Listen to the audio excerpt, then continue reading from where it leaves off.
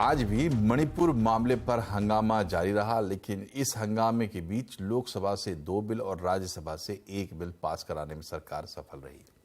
इनमें से एक bill multi state cooperative society से जुड़ा था। इसके तहत जो कोऑपरेटिव सोसाइटी एक से ज्यादा राज्यों में काम करती है, उसको इस बिल के जरिए ज्यादा अधिकार दिया गया है। इसके अलावा अमित शाह ने कहा कि पीएम देश से गरीबी हटाने के लिए काम कर रहे हैं।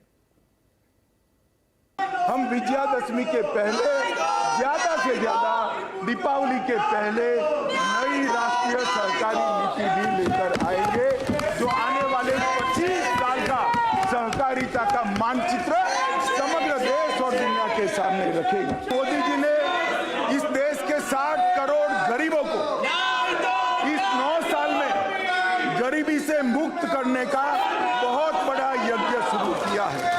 ये कांग्रेस पार्टी का नारा था, गरीबी हटाओ। उन्होंने गरीबी नहीं हटाई, गरीब को हटाने का काम, गरीबी हटाने का काम इस देश के प्रधानमंत्री नरेंद्र मोदी जी।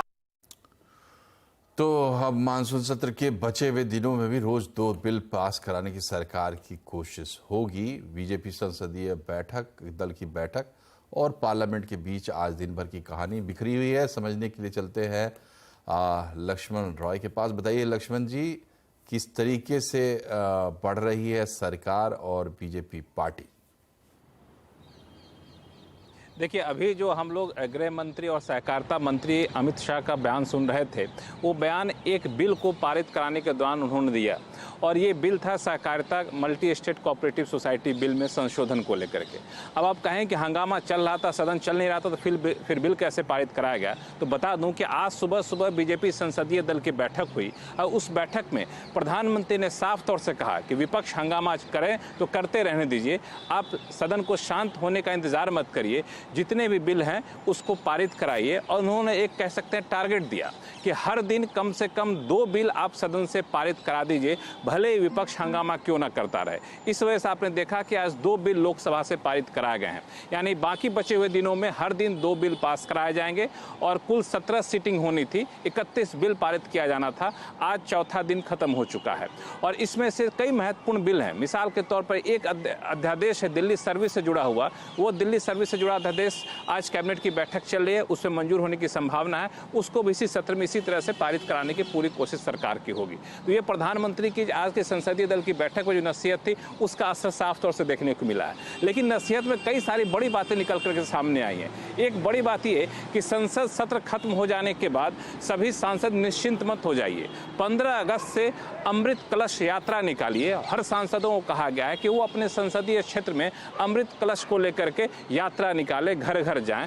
और उस अमृत कलश की यात्रा सिर्फ लोकसभा के सांसद नहीं निकालेंगे, जो राज्यसभा के सांसद हैं उनको भी कोई न कोई संसदीय क्षेत्र आवंटित किया जाएगा, और वो कलश यात्रा निकालना होगा। और अपने अपने क्षेत्र से कलश में मिट्टी और एक पौधा लेकर के आना है, और फिर दिल्ली में एक अमृत पार्क बनेगा जिसमें वो मिट्टियां रखी जाएंगी, वो पौधे लगाए जाएंगे। तो एक तो टास्क ये दिया गया है।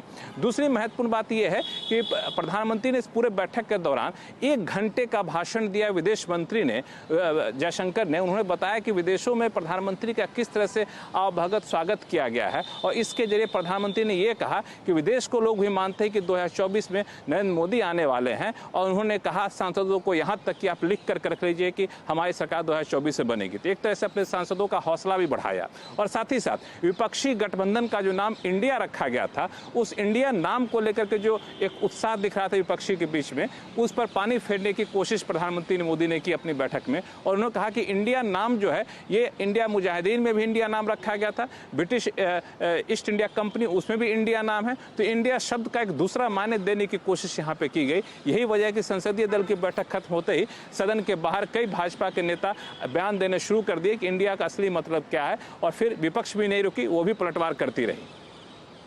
बहुत बहुत शुक्रिया आपका लक्ष्मण जी, आज दिन भर की गतिविधियों को समेटने के लिए। तो जैसा कि लक्ष्मण जी ने